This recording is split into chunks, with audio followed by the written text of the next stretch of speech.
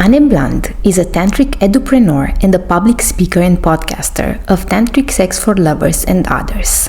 Anne is the woman behind the Selfishly Happy Revolution, the next sexual revolution that doesn't start from barricades, burning bras, or outsourcing pleasure to a partner. It starts from within you and spreads to your loved ones and to the world. Anne has 17 years of one-to-one experience working with men, women, and couples, helping them to have more pleasure, happiness, and peace in their lives and relationships. As a multi-passionate woman, she has a background in international business and green politics. Hello, everybody. I'm so psyched to have today with me for the Healer Hub podcast, Anne. And we're going to be talking about some juicy subjects such as male sexuality coaching and tantric sex coaching and so many other things that I'm really, really excited about. Hi, Anne. How are you? I'm very well. Thank you. Thank you for having me.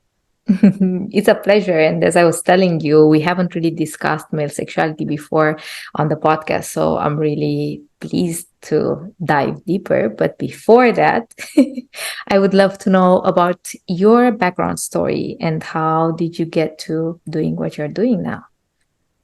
Oh, that might be a long story. So very quickly, I try to fast forward. So everybody thought I had it all. I was a CEO of a family consultancy business. I was a leader of a political movement. I had beautiful 3 children and a small holding in the countryside.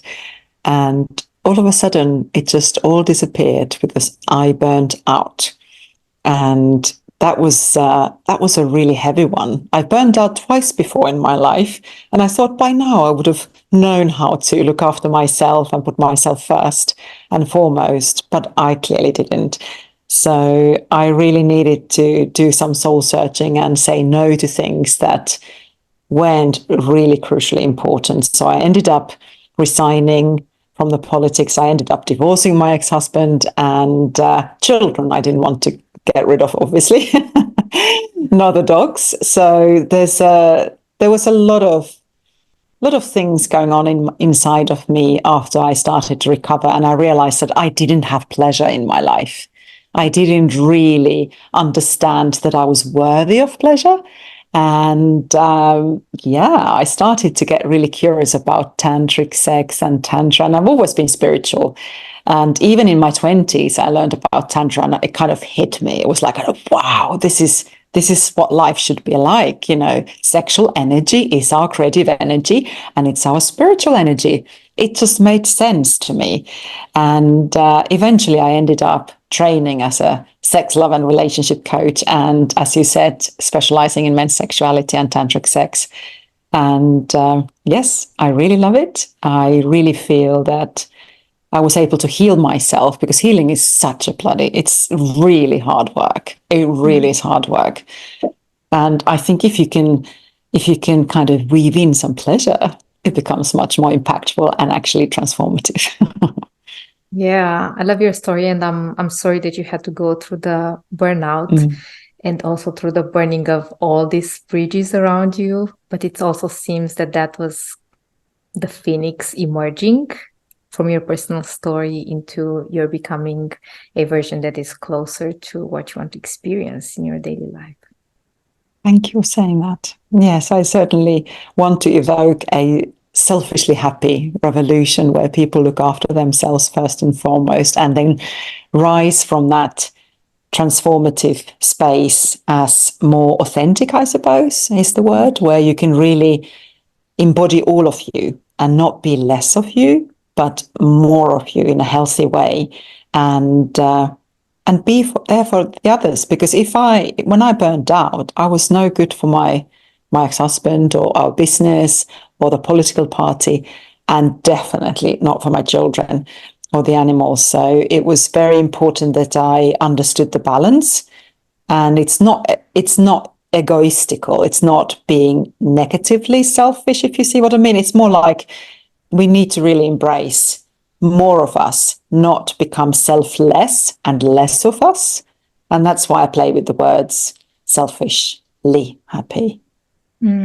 Yeah. And I love that. I think it's also very beautiful, because usually selfish has a negative connotation and it's Absolutely. triggering people. And Yes. I love the fact that that's what is meant to do, so that you can open the space for this discussion where you... Absolutely. I think we need to, especially as women, I think we need to take space more. We really need to rise up and say, yes, I am worthy of pleasure. Yes, I'm worthy of this, whatever. Just put your thing there, whether it's a pay rise or whether it's a better relationship, sacred relationship, or having it all. But what's the key there is very much about understanding your energy levels and where do you get energy from and what makes you feel happy, so that you can then show up for the others. It's kind of an evolution, I would say. It's very much about learning what is good for you, and then seeing how can you master being a good you. I don't mean in terms of judgment that there's good and bad, but I mean more of you, more of your authenticity in terms of who you truly are. How can you master that? What are the things that you can bring into your life that really gives you that boost of self-confidence, boost of that pleasure, boost of that energy, boost of being joyful, ecstatic being? And when you are like that, actually then the world starts changing, because everybody around you will need to change, or they drop off from your circles because they just don't resonate at the same level. And that way we help each other through changing ourselves, not the others.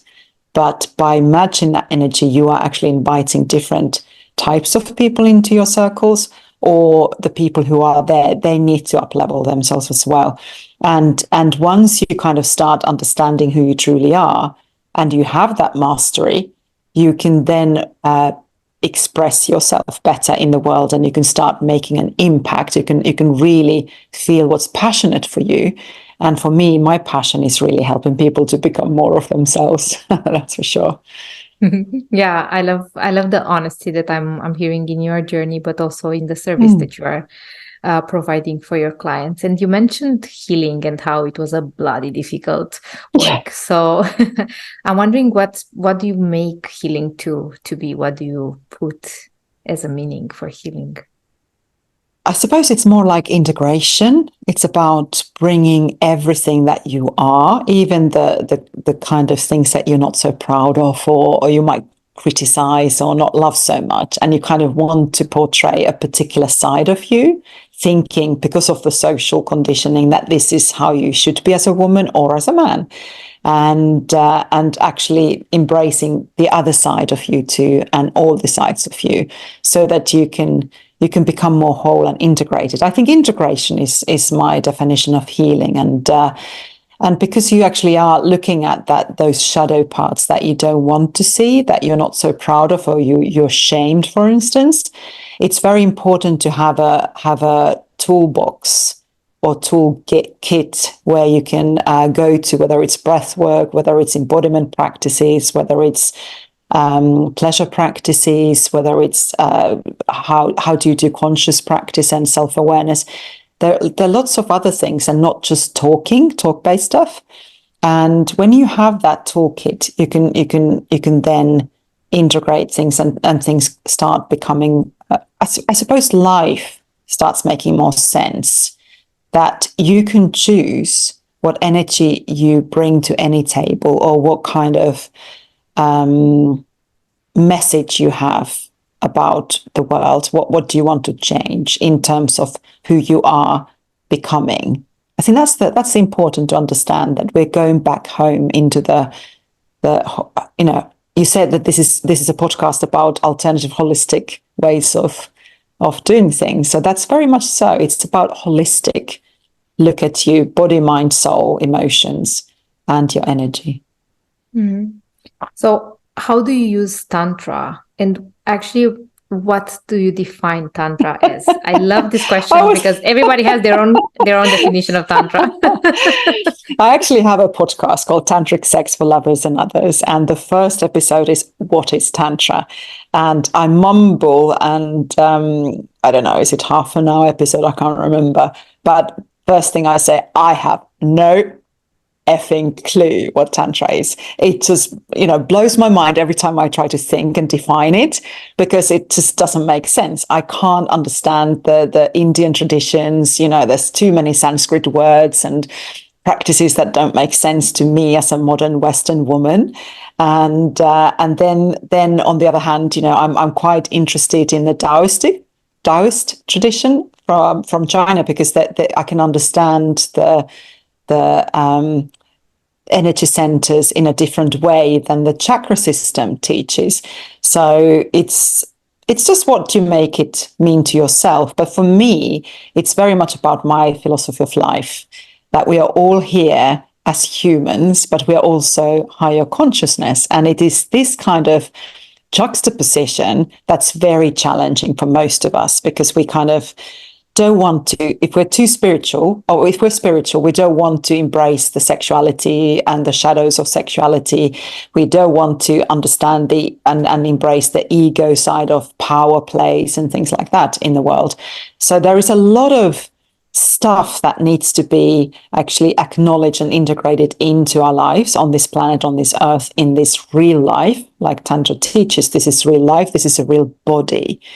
And we are here. This is not Maya. This is not illusion. We actually are here. This body is real. This world is real.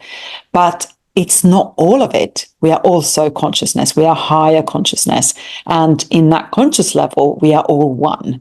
So you and I have something that is the same. And when you start seeing other people not as different, but actually there is something that is one within us, or that plant over there, or that dog over there, there is just something so beautiful that resonates with me. And I suppose that's the philosophy of my life.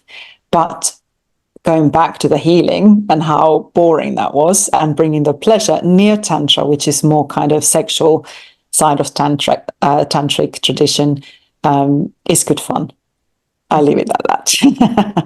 Well, I'm going to be curious, and we're going to dive a bit deeper into that, because I think that you touched upon something really interesting. Whenever people think about healing, and we have this shadow perspective on healing and spirituality, which has to be clean and love and light, and it comes with a lot of bullshitting and like a lot of hiding the aspects that need most acknowledging, most love, most acceptance. So I'm wondering how it was for you to bring pleasure into healing yourself from burnout. And if you can be specific, as in something tangible that people can listen to and be like, oh, that's interesting. I could actually use that too. Because a lot of people are burnout. They are. And there's no need to burn out. That's my thing. And that's what Selfishly Happy Revolution is all about, is to take control back of your own life and your own energy. And one of the things is to learn to say no. And I'm not very good at that even now. I am a giver. I merge into other people. I merge into life, and I just flow with life. And then I realize that, another day's gone, and I promised to do this and this and this. Even now, my podcast has been on hold for months. It was supposed to be just a week's holiday.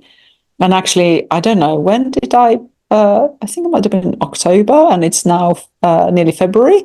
So it's become and people keep messaging me saying, where are you? We need you. I said, well, there's all these technological problems and I'm not very practical. And, so, we need to get somebody to do your tech. And I said, well, yes, please. It's that kind of thing that learning to say, actually, yes, I'm going to invest somebody to take over this part of my business away from me because it's not in my flow. And learning to say that this is what I love doing and this is what I'm good at, and embracing that and bringing a team of people around you that can help you, who can either because you don't have time or you don't know how. And you can ask for help. And I think for me to receive help or receive anything has been a really big problem, because I was there's a trauma alert here, or trigger warning. I was sexually abused when I was a child, And I only learned that after my burnout, because I started to peel the layers. And I started to look at why most of my life I've had certain experiences. I've been more or less depressed or frozen. If we would talk about trauma cycle, there's the flight, fight, but also freeze and fawn, which means pleasing. And I realized that my whole personality has become either frozen or pleasing. So there is a lot, and yet I fight a lot. I feel that there's still some spark in me, and I really want to say no, and this is not right. You don't rape this culture. This culture can't rape the planet or people. You can't do this and the other. So it's kind of trying to find my own voice, and doing the podcast started to help me. But going back to your original question about the pleasure. The pleasure for me was very much about doing a practice called Jade Egg, which is again Taoist tradition for women over 5,000 years old. And it is to learn to actually understand what your body feels pleasurable, regardless what porn and society and PR and media and commercials have taught you that women should be like when they're having sex or self-pleasuring. And understanding that it might not look like the one that we've been taught, or it doesn't look like what male orgasm looks like, and it was a very interesting journey, definitely. And then I'm also a breath worker, so I'm certified breath coach. So I integrated also breathing, which is very cool, especially in trauma healing. Yeah, thank you for sharing your journey and the fact that you were aware of having been sexually abused when you were young after your burnout. I think it's really interesting in the context of so many people having a certain way of being in the world and not understanding how early trauma actually plays out in the way that we learn to be in the world and to cope and to survive. And something that I think plays out nicely is the fact that many people feel guilty, and I think more women maybe than men feel guilty. Shamed, I would say. Shamed. Yeah. But guilty for allowing themselves to rest. Yeah. And then shame on the pleasure side, because it has been so powerfully conditioned. Yeah, definitely. Through for me, for example, it was through the Christian upbringing. Oh, really? Yeah, I think that religion plays a huge role in that. Can I ask what your religion is? Yeah, I was born in Orthodox Romania, so yeah, that form of Christianity. Yes, I think religion has in principle not been suppressive. I think it's man-made. It's the patriarchy that has had the excuse to suppress and oppress people, and I think that's what I don't like about religion. But if you look at any major religion, their ideas and philosophy behind are very similar, and they are beautiful, but the practice and the interpretation are not. There's a lot of I'm sorry that that's been the case, and I think it's the same with men. What I see with men is that they are equally victims of patriarchy and how masculinity should be like, and it's very toxic. And I also have a son. I've got 2 daughters, but I also have a son. And the reason why I decided to become a men's sexuality coach is that I saw so much suffering in those teenage boys. He's an adult man now, but when I studied, I decided that this is not on. Men don't really understand what they can do nowadays, because obviously if you are a conscious good man, you understand, you're aware of Me Too movement. You don't want your mother or your sister or your daughter to be raped or bullied or mansplained to. So of course there is a lot of empathy and sympathy and compassion and wanting to learn more. But what does it do to your sexuality when your partner might be, or lover might be, extremely emancipated and and maybe even the breadwinner. Like, I come from Finland, and we're very emancipated over centuries now, because women have been working equally throughout the centuries, and it's something that I understand that it can emasculate men. So what does it do to your erectile functions? What does it do to your self-esteem and all these kind of things? And I think it's very important that we start talking about male pleasure, which is not the traditional conditioning that we've understood, and really start understanding them as holistic beings as much as women. Mm-hmm. So I'm curious to find out more about male sexuality, and maybe the topics that are most prominent that are the most interesting or important that are coming up in your sessions with men. Something that would be interesting to bring to light, because maybe most of us have such a framed perspective on masculinity, and I think that nowadays most of us are spending, or most women that I know and interact with, are spending a lot of time in judging men, either trying to control them or manipulate in some forms. There is less way of a conscious relating. And of course, cisgender, I'm cisgender. I think that a lot of my languaging and the way that I articulate things is very much straight articulation.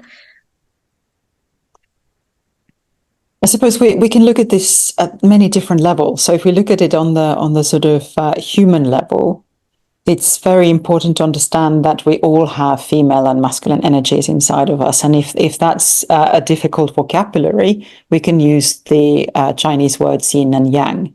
The yin is more flow, energy flow. It's more about creativity. It's more about being maybe, not so linear, and then we have the yang energy, which is more about consciousness and bringing that kind of integrity and action into things in so many ways. And it's very important that we acknowledge that it's not gender-based. Yin and yang are not gender-based.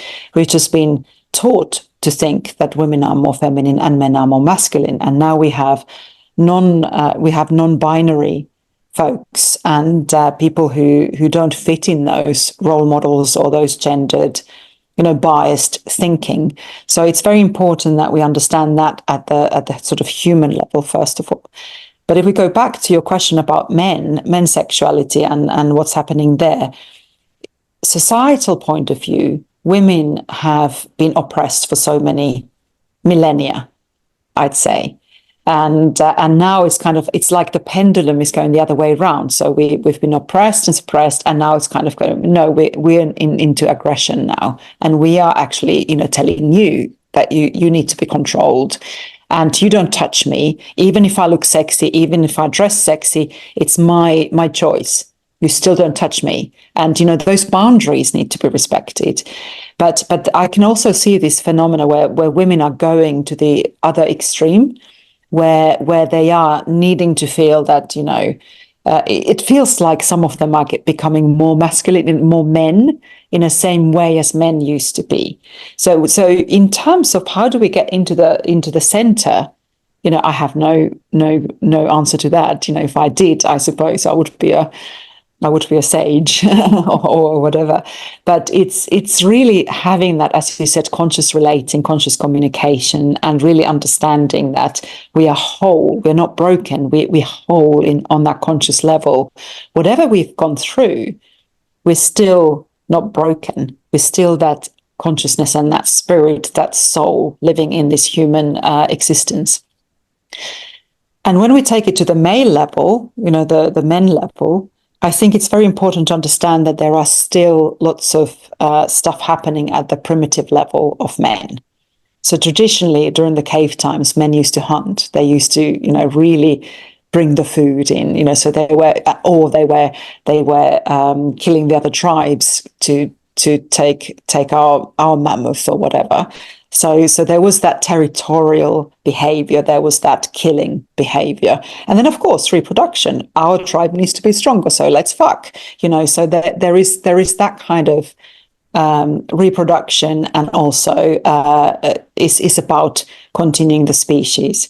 So those are the two very primitive male, I wouldn't say conditioning. It kind of comes back from, especially in American culture, where men do kill a lot and they have the right to fuck as much as they want, and it's kind of seen as heroic. So that's the kind of toxic masculinity we get from the culture there. But if we go to the DNA level, there are truly these primitive urges which come from the hormones, the testosterone, all that stuff.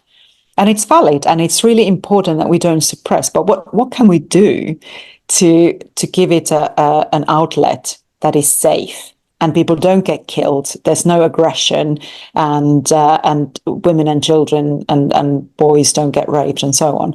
So this is the question that I've been asking myself ever since I started thinking about coaching, and seeing that lots of men come to my practice saying that they're very conscious people. They might meditate, do yoga, and that they're really devoted to self-development and wanting to have a good relationship, conscious relationship. But this primitive urge, these two primitive forces, they pick their heads up in the most uncomfortable ways, and they feel ashamed about it. I'm curious about two things. So I'm gonna ask you first about the topics some topics that your male clients are coming to work with you on. And I imagine that it's not a generalization in any way, that each individual is very different. Sure. And they have their specificities. But my intention with this question is to bring a bit of awareness to the struggles that men face in today's society. And then we're gonna continue with the second question. Okay, so as I said, it seemed I would have thought that they would come to say, I want better sex, I want to become multi-orgasmic man, or I want to become the best lover, my wife, girlfriend, or because I mainly seem to work with heterosexual people. That's just how it's been. That's my kind of context, my background. So I'm at ease doing that. But I have also coached people in polyamory settings and in same-sex situations. But anyway, just a little caveat there.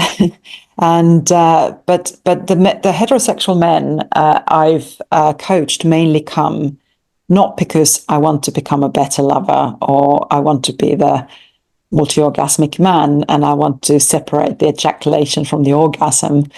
It's been very much about, I'm afraid that I will hurt somebody when I make love to them. That's one of the things. And there's that suppressed anger, that aggression, that desire to kill that is so predominant now because it's had to be suppressed, quite rightly so. But I don't think as a society, human race has really figured out properly that there is a trauma response there that needs to be treated. It needs to be looked after with care and empathy. So even though it depends on the men. Well, actually, I backtrack a little bit. There have been men who've wanted to be best lovers. I think that just comes by saying maybe it's about that territorial thing, I don't know, or just genuine want to please women, because women's sexuality is so much more complex and men can be quite puzzled about that. So often I can end up just teaching female anatomy of sexuality and pleasure and turn on. It's quite fascinating how little men actually know about female turn on and pleasure.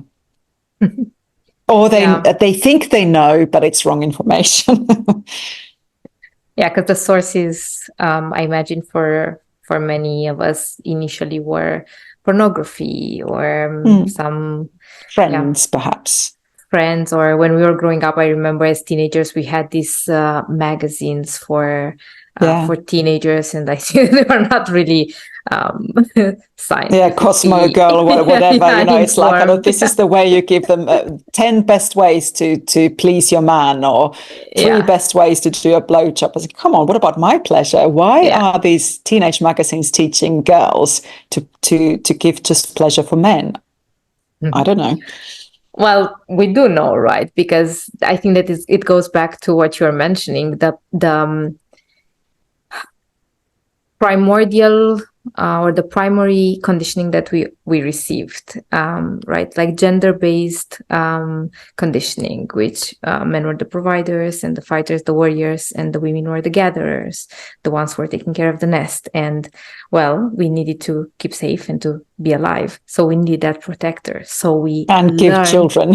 and give children. So we learned, and we were conditioned to become very pleasing, to make sure that we have access to shelter and safety. And this carried on until maybe around 100 years ago. Things started changing a bit. Going on. Yeah, well, depends on the culture. Yeah. And still, I suppose there is a thing called epigenetics, where you actually inherit the emotions of previous generations. So if they've experienced trauma, you will carry that in your DNA. And there's a lot of work a lot of healing that needs to happen, and healing of ancestors as well, which is really, really interesting. Yeah, absolutely. And I think that I had this discussion with people who are around my age, right, mid-30s, about the fact that, and Alison Armstrong speaks about this, no matter how independent a woman is and self-assured, and she's financially free and she's stable emotionally, she still seems to carry, and again, we are talking about mostly heterosexual women, still seem to carry this need to be chosen and taken care of, and for somebody to come there in her life and act as a provider. So it's quite I mean, again, it's culturally, there's a cultural link there, because in Finland we've had female governments, female presidents, female leaders of the central bank, and things like that. So but still, even in my own body, I can feel exactly what you're saying. But it's kind of, we are aware that we are equal, we can have it all, and that's what I went for. And I didn't even think that I could be any less than anybody else. My gender never came into my head. So that's why I was so shocked when I started to actually peel the layers of my trauma or my burnout, that there was actually an underlying childhood complex PTSD, so post-traumatic stress disorder. So I was quite shocked, because all my life I'd kind of explained that thing away, because I felt empowered, I felt in control, and I just chose that, it was my choice. But when you're 6 and the other one is an adult, it's not my choice. It's not the child's choice. And somebody to introduce 6-year-old to adult sex, it's just wrong. It's just absolutely wrong. And it's that kind of thing that I realized was a very heavy blow to my pride and my feminine empowerment, that all these years I'd kind of explained it away. And because of that inner battle, my inner child was saying, no, it was wrong. And I had to swear for secrecy. And that puts you into shame, which creates the trauma. It's if you can talk about your trauma, you have so much better chances to heal and not get complex PTSD. But I was sworn that I will never talk to anybody. So now I'm talking to everybody about it, because I refuse to have that shame anymore. It was not my shame in the first place, and it's something that we need to really unravel. And I needed to unravel, because I realized that I wasn't so empowered anyway. And that's why I kept burning out, because this inner battle, that my inner child just tried to tell me something. And I was kind of, no, it was okay. We chose this, we were in control. That's okay. And yet I was depressed most of my life. But then, just fractured myself even more to try to embody something that was empowered and in control and confident and blah, blah, blah. And yet there were all these other parts in the shadows who said, yeah, but. And I think that kind of fractured thing caused so many distressed situations in my life, but also tiredness and depression and burnout. Yeah, and thank you for sharing publicly your story. It feels also that your inner child is now brought to life. Oh yeah, we are kind of making justice. Yeah, to her she's okay. She plays and she's so happy at the moment. I do look after her well, and I let her out every now and then. So I love being silly and childish and childlike, and it's important to let her out and embody her as well. And she needs to be heard and listened to and celebrated, because she's a beautiful girl. Yeah, and so worthy of being seen and of having everybody's. And having her voice heard and being celebrated. Absolutely. That's really beautiful. So I know that you are also working with couples through Tantric Sex. And I'm wondering, how are you supporting couples? And again, what are some of the topics that your clients are coming to see you for? I think people are getting more, as couples, they're more getting more interested in Tantra per se. And in April, in France, we are holding our first Tantric Sex retreat, which is no nudity, it's for beginners.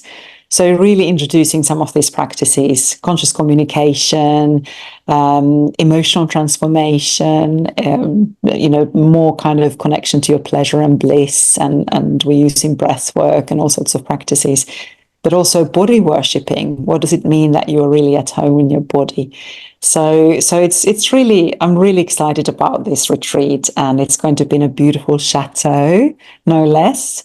And everybody will have their own sumptuous double bedrooms with ensuite bathrooms and so on. And there's a chef who's cooking all the meals.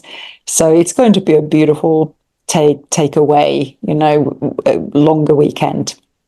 But so people are really interested. I suppose it's one of the couples has learned about tantric sex or heard about it and said, oh, I really would like to try this. And they might have done some eye gazing or, just trying these deep connection tours.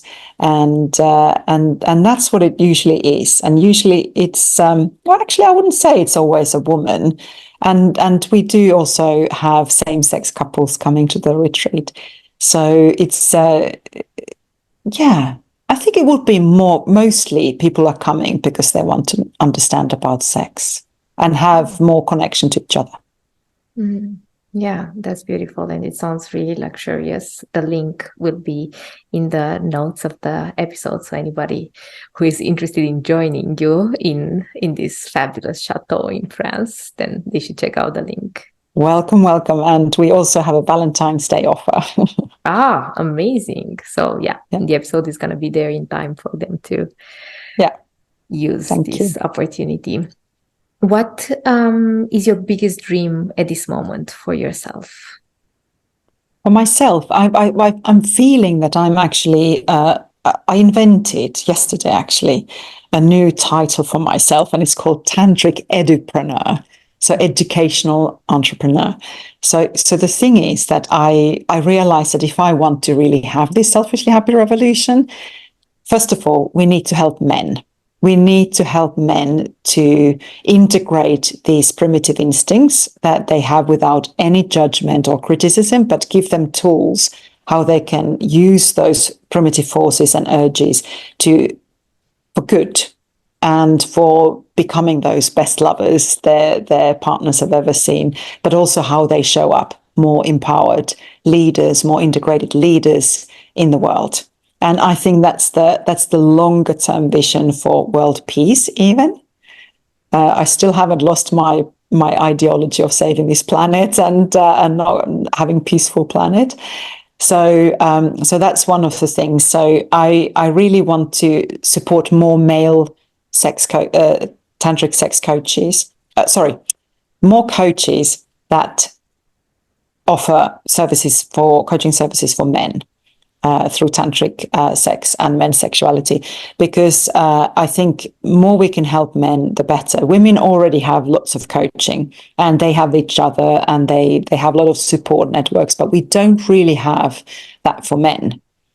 Not in the same extent. And lots of women are at the moment up leveling themselves. They're really training. They're becoming masterful in their own pleasure, in their own self development. And soon, they will be those voices in the world that world wants to hear. So they are expressing their authentic selves. So we need to bring men to the same consciousness level and have the same self-mastery. So I'm creating at the moment a platform for female, my colleagues, female coaches who coach men. And I want to bring the demand and the supply together, so that it's going to be an educational platform for men who want to maybe do some programs or courses, self-study, but also find aligned coaches. So that's my kind of longer term vision, so that I can really realize the selfishly happy revolution. And obviously I'm also creating a platform for my own tantric sex for couples and so forth, the pleasure quests and so forth. I really want world peace. That's what I want. I love it. I've never been a beauty pageant. I've never been a beauty pageant, but I want world peace. The reason why I became a male sexuality coach is because I want world peace. And it's funny you say that, but that's more or less what I said to these women on this webinar. There were, I don't know how many tens of women there were who wants to become male sexuality coaches in Tantra. And I said that and said, I'm sold, I'm coming. I said, world peace? Really? But it is there is some logic in there, I think. For me, it's very direct. I mean, it's very straightforward why you would go there, and I think that something that I really like. I don't remember if I heard it from Leila or somewhere else. Is that a man penetrates the world with what he is, who he chooses to be, and I think that a lot of men are not aware of this, just like maybe many women are not aware of the fact that in intercourse there is an exchange. So whatever the man has and is in that moment, this female body is gonna, or male body, or this other body is gonna be penetrated with that, and you are opening up to everything that they have. But also on a larger scale, just waking up and going into the world. I think that if a man had that consciousness that they are penetrating the day, penetrating the world with who they are, then maybe that will call for more mindfulness. And maybe, eventually we wouldn't have petty little boys who are throwing bombs at each other because, or flying to the space, with the penis phallus symbols, Yeah. I mean, and, make your cock a lightsaber, for goodness sake, really consciously embody whatever you do, because that's where your energy comes from. From that sexual energy comes your creative energy, your spiritual energy, who you really are. So that's the same for men, even though they don't make babies, in their womb, they don't have wombs, but they make babies, and there is still that creative energy in the sex. So it's very true that whatever there is, there needs to be that connection with your consciousness, with your heart, with your love, to your sex. So those are the kind of three Chinese Tantians: your sexuality, your heart, your love, and your third eye, your consciousness. And if you can have those aligned, that's when we talk about really conscious, powerful people for good. Mm. Yeah. What do you find most rewarding in your work? The transformation. And it's something that is easy. Because when we talk about Tantra, we talk about energy, we talk about consciousness, and anything can happen like that. It's like, once the awareness, the aha comes there, it's easy. It's not like, let's say, yoga, which comes from the same philosophical tradition as Tantra. In philosophy, they're the same, but the practice is different, because in yoga, you really need to work hard for decades to master a position or asana. But in Tantra, you can just get, once you really start getting, oh, this is how my pleasure network works, or this is how my awareness works. It's so rewarding. It's so rewarding. And I always trust that things what need to happen in the sessions. And I only work online. So apart from this retreat that's coming up, and I want to start creating more retreats around the world, I'm really excited about that. So I'm following my bliss, my pleasure, what really feels juicy and delicious for me, and that's what I want to teach other people as well. Yeah. Without bypassing the shadows, just becoming whole. Yeah. Yeah, that's a beautiful intention, and I can see it. I can feel it in your smile and in your eyes as you're sharing this with us. What do you find? Where do you find inspiration from, and maybe some of the people who inspired you along your journey? Oh, I'm old. I've been on this planet for a long time, so I don't know who inspirational people are. I've met so many, and especially having been in politics and in social enterprise sector, there's so many people who do so much good in the world. It's just unbelievably beautiful. And I don't know. Recently, I've discovered I've got guides, spiritual guides. I've always been very, very, cynical, or not cynical, reticent towards believing that. Yeah, and I was kind of, I've always been very energetic, so I'm a healer. So ever since as a child, I've felt energies, and I can feel, if I'm tuned in, I can feel what issues men, my clients or the women or the couples have, in my own body, so I can actually feel that. So there is something in the energy field, it can make me really ill. Not just myself suppressing my stuff, but also if I'm in a negative atmosphere. So I've started to kind of explore more about energy tools, and I thought it works really well with Tantra and Kundalini energy and all that. And I discovered I've got absolutely amazing spirit guides who've been with me for a long time, and we've known each other for eternity, and it's just amazing. And I thought, is that where my inspiration comes? Because I don't remember reading this from anywhere, and then something just pops into my head, and it seems to be an answer for something. So it kind of feels guided sometimes, not always. It's when I'm stubborn and don't want to listen, and I know better. So it's kind of work in progress, but I really love being in that flow when things start happening. And there was just a very, very simple example. I was trying to buy a flight to go back to Finland to meet my parents, to be with my parents. And I was just, I spent why is it so difficult to buy a flight? And all sorts of things happened. The computer crashed, the Wi-Fi crashed, there's so many things. And then I finally found a flight, and it had a landing somewhere, so I had to change planes and all that. So, okay, fine, I'll do it. So then I had this voice that said, my own voice that said, no, double check it again. I said, no, I don't need to double check it again. It's fine. I just bought it. And I bought it 12 hours at the wrong time. So I would be traveling in the middle of the night. So I then cancelled it. And then I bought another one, 12 hours on the right side of the day. And then this voice just kept saying, no, don't do it. I said, oh, shut up. I'm just doing this. And then I learned that there's a general strike in Finland.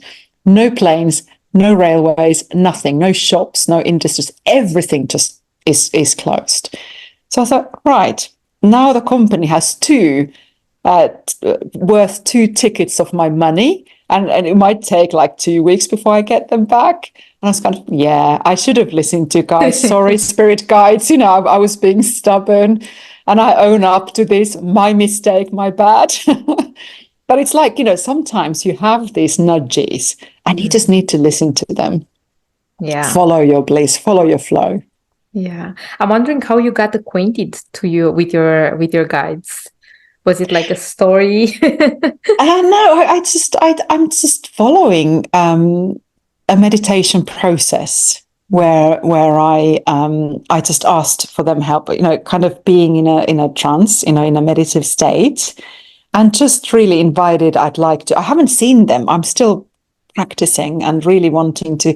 I don't see things. I just know them. I just feel something to be true. I'm not, how do you say, clairvoyant, or You I'm are not cogniscient. Okay, thank you. The gift. Yeah, I suppose it's also things. because I feel things. I'm a kinesthetic person.